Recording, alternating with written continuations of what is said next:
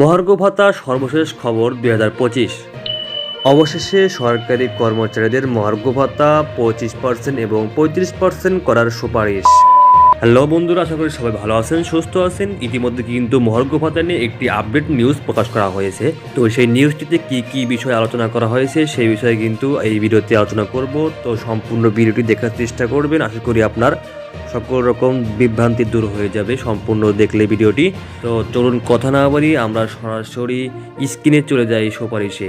আর হ্যাঁ বন্ধুরা, আপনারা যদি আমার চ্যানেলে নতুন হয়ে থাকেন তাহলে চ্যানেলটি সাবস্ক্রাইব করবেন সকল রকম আপডেট তথ্য পেতে। তো চলুন আমরা স্ক্রিনে চলে যাই।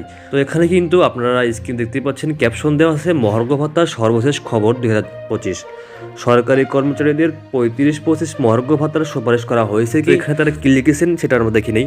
সরকারি কর্মচারীদের মহার্ঘ ভাতা প্রদানের বিষয়টি নিয়ে বিভিন্ন ধরনের তথ্য ফেসবুক সহ বিভিন্ন সোশ্যাল মিডিয়াতে প্রকাশ করা হচ্ছে, যার কোনো ভিত্তি নেই।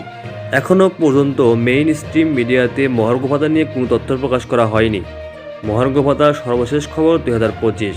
মহার্ঘ ভাতা কমিটি কি মিটিং করেছে?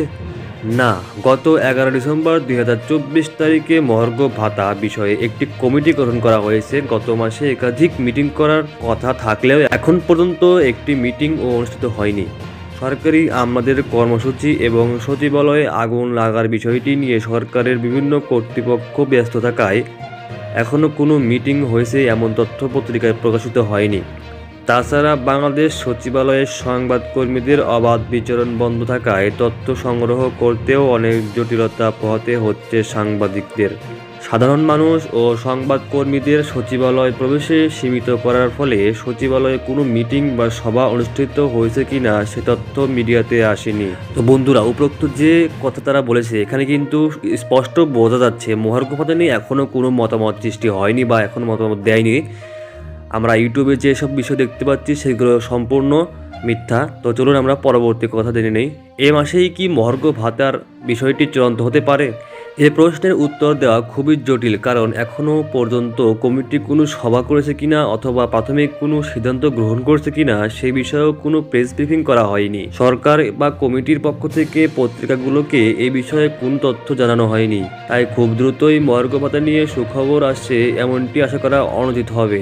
কর্মকর্তাদের নাকি 25% দেবে। চলুন এ কথার ভিত্তি কি আমরা জেনে নিই। সরকারি কর্মচারীদের 11 থেকে 20 গ্রেডের যারা কর্মরত আছেন তাদের মহার্ঘ ভাতা 35% দেওয়া হবে এবং 1 থেকে 10 গ্রেডে যারা কর্মরত আছেন তাদের ক্ষেত্রে 25% মহার্ঘ ভাতা দেওয়া হবে এমনটি প্রচার করা হচ্ছে। এ তথ্যের আসলে কোনো ভিত্তি নেই। অবশ্যই সর্বনিম্ন এবং সর্বোচ্চ একটি সিলিং বেঁধে দিবে সরকার। গ্রেডের সংখ্যা কমানো বা পে স্কেল কোনো ধরনের সংশোধন না আসা পর্যন্ত কর্মচারীগণ খুব বেশি বেনিফিটেড করা হবে এমনটি আশা করা উচিত নয়। শীঘ্রই মহার্ঘ ভাতা বা পে কমিশন আসবে এমন তথ্যের কোনো নির্ভরযোগ্য তথ্যের সূত্র খুঁজে পাওয়া যায়নি। যে কোনো তথ্য যাচাই করে শেয়ার করুন। মেইন স্ট্রিম মিডিয়াতে কোনো তথ্য না আসা পর্যন্ত বিভ্রান্তি ছড়াবেন না। তো বন্ধুরা, আপনারা কিন্তু স্পষ্ট ধারণা পেয়ে গেলেন মহার্ঘ ভাতা নিয়ে এখনো কোনো মতামত সৃষ্টি হয়নি বা এখনো কোনো মতামত প্রকাশ করা হয়নি কোনো নিউজ পত্রিকায়। আমরা ইউটিউবে বা ফেসবুকে সোশ্যাল মিডিয়ায় যেসব তথ্য দেখতে পাচ্ছি, যেমন কেউ বলছে 25%, কেউ বলছে 35%, আবার অনেকেই বলছে 50% দিবে। আসলে এই তথ্য সবগুলো মিথ্যা। এগুলো নিয়ে বিভ্রান্তি হওয়ার কিছু নেই। আসল তথ্য বের হলে অবশ্যই আপনারা জানিয়ে দেওয়া হবে। তো আপডেট তথ্য পেতে চ্যানেলটি সাবস্ক্রাইব করবেন, পাশে থাকবেন। ধন্যবাদ।